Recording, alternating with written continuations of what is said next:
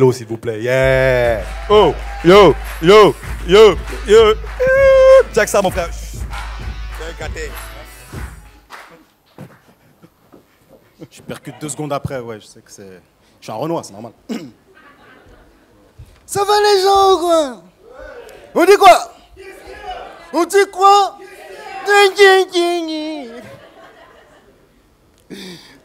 Y a que...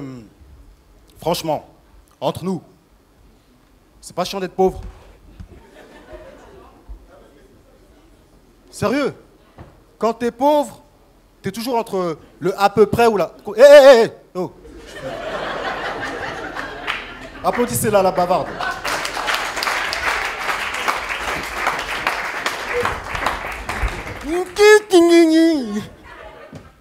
Je reprends, hein, vu que voilà. Hein. Vite.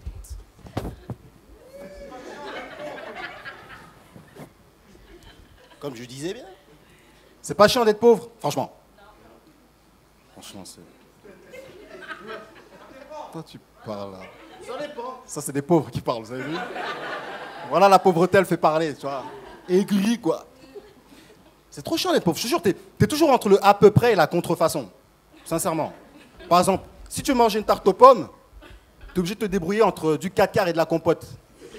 Et quand tu manges, tu fais comme la tarte aux pommes que j'avais mangée en 1900 disco. Sérieux. Et il y a des signes extérieurs de pauvreté. Comme on dit, signes extérieurs de richesse. D'ailleurs, la différence, vous la connaissez. Un signe extérieur de richesse, c'est lorsque tu manges du pigeon. Et un signe extérieur de pauvreté, c'est lorsque tu traînes avec les pigeons. Et mais attention, nous n'étions pas pauvres dans ma famille. Hein. On habitait dans un HLM. Et mon père payait l'ISF. L'impôt sur le foufou. Ça, c'est à savoir. Non, on habitait en HLM, on faisait de la colocation en plus. Avec... ouais.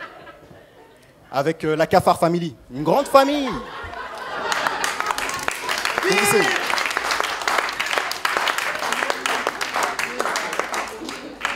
D'ailleurs, mon meilleur ami et mon ami d'enfance, c'était un cafard. Il était handicapé, il lui manquait une patte. Mais on était comme ça, hein. Soudés et tout, hein. Amitié irréprochable. En anglais, irreproachable. Non, sérieux. Oh là là, je me rappelle quand j'étais petit, franchement. Quand j'étais petit, sincèrement, en vrai, hein, en vrai, hein, quand j'étais petit, j'étais irréprochable. J'étais un enfant parfait, idéal. Je prenais la perfection, sincèrement. Même la morale me faisait, mais vas-y, pisse-toi dessus un peu, vas-y. Écorche tes genoux, vas-y, salis tes slips, vas-y, t'inquiète. Par exemple, à l'école primaire, en CM1, j'étais une vraie balance. Non, mais une vraie grosse balance, tu vois. Option chantage. Par exemple, dès que je tombais sur un petit camarade, là, tu vois, la récré en train d'écrire sur les murs des toilettes, là, tu vois, les graines de graffeur, là, je faisais, bah! Aïe! Aïe, aïe, aïe! T'as écrit sur le mur! Hey! Et juste après, j'avais le meilleur goûter ou le dernier G.I. Joe. Tu vois, ça le faisait, quoi.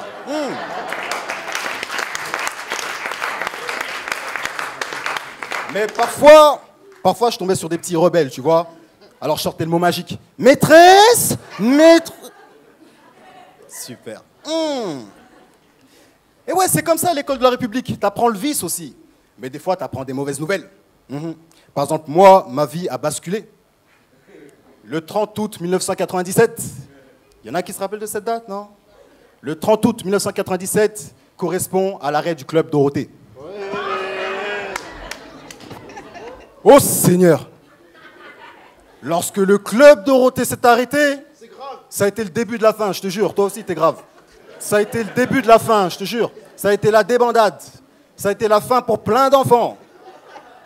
Lorsque le club Dorothée s'est arrêté, putain, mais il y a eu un transfert vers les classes de perfectionnement. Vous savez, les classes où tu te retrouves en cours avec des papas roumains, portugais, iraniens, tout ça, tu vois. Moi, le jour où j'ai appris que le club Dorothée s'arrêtait, j'ai voulu me tailler les veines avec un carambar, mais je ne suis pas arrivé. Alors, on s'est tous réunis au salon avec mes cousins, mes frères, tout ça, tu vois. On a fait un sitting, on a fait une compilation de grèves, tu vois, grève de la faim, du déjeuner, du goûter, tu vois. Et on avait concocté une banderole écrite dessus, plus jamais ça. De 14h à 19h, on était là, on n'a pas lâché l'affaire, solidaire. Mais lui, mon père, il terminait à 18h30. Et 18h35, il était à la maison, pas le temps. Et ce que je ne savais pas, mais que j'ai su plus tard, c'est que le 30 août 1997, mon père s'était fait licencier. Vas-y, faites oh, parce que c'est triste, allez-y, oh. Oh, sa mère. Viré. Chômage, quoi. Eh ouais. Et le mot chômage en 97, ça n'avait pas la même valeur que maintenant. Le mot chômage en 97, ça voulait dire malheur, peste, néant, tu vois. Tandis que maintenant, chômage, c'est en pause, vacances forcées, Barbès-Rochechouart, Gare du Nord, tu vois. On sait comment c'est. Donc, mon père, viré. Ce qui fait qu'il rentre à la maison, il nous trouve tous assis là, au salon. Et surtout, il tombe sur la banderole, inscrite dessus, plus jamais ça. Waouh, ça a été le déclic. D'ailleurs, je ne savais pas qu'il était aussi frais question bastonnage collectif. Tout ce que je peux vous dire, c'est qu'il nous a tous défoncés. Cousins, frères, voisins, enfants légitimes, illégitimes. Pas le temps. Et c'est pas il y en a qui jouaient les morts ou qui se cachaient sous les cadavres. Il s'est même occupé des miettes. Et vous savez pourquoi il les a tous tabassés? Parce qu'il a le permis d'autrui. Vous connaissez le permis d'autrui? Non? Le permis d'autrui, c'est l'autorisation officielle qui permet à un adulte de tabasser la progéniture d'autrui. C'est comme le permis de conduire. Sauf que là, tu perds pas tous tes points, mais t'en mets. Et ça a été reconnu et validé par la Commission européenne du Congo. Ça, faut le savoir.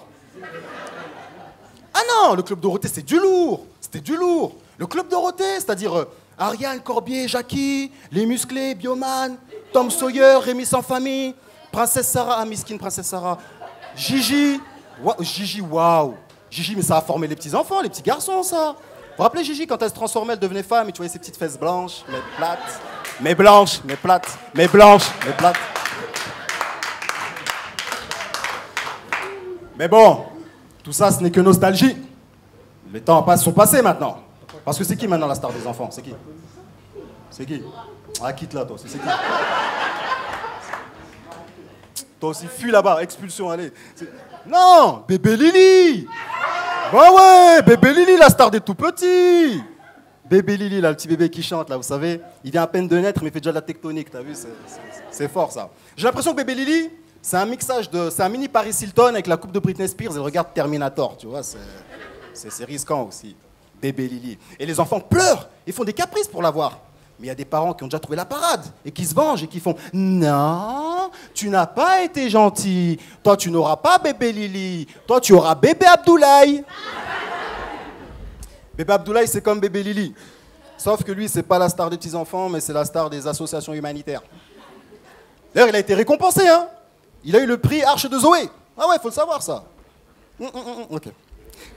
J'assume, esprit du bide. Tu quittes. Non mais, bébé Lili, je m'inquiète pas, vous savez pourquoi? Parce que c'est qu'un phénomène de mode. Les enfants vont grandir, ils vont se barrer après. Et bébé Lili, noir bébé... Il kiss me. Et... Ah, ça veut dire que vous me soutenez? Ah, ça fait plaisir.